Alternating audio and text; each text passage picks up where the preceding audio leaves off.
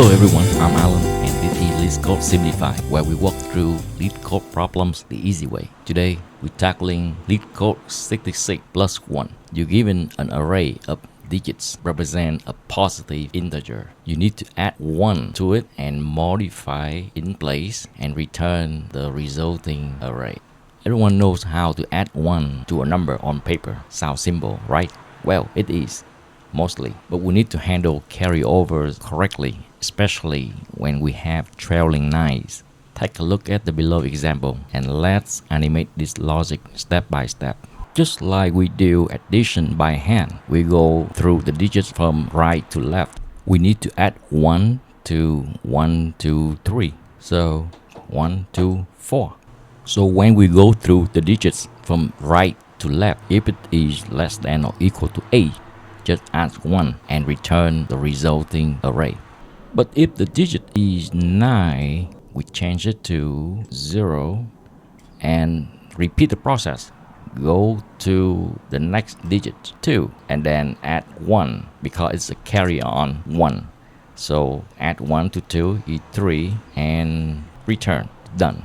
So the given array is 1, 2, 9. The resulting array will be 1, 3, 0. How about this time it is 1, 9, 9 instead.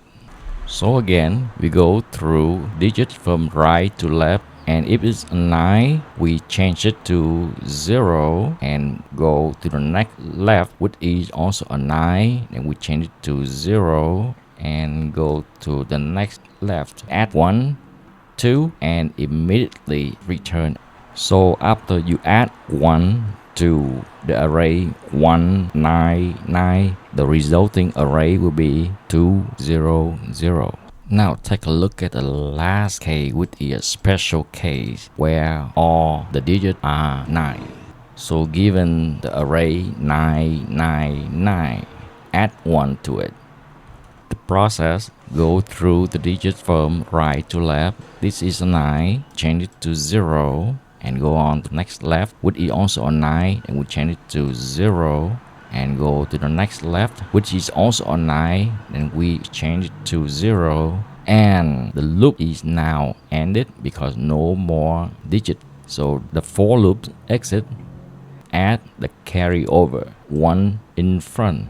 So the initial given array is 9, 9, 9, and after adding 1, we modify it and return the resulting array as 1, 0, 0, 0.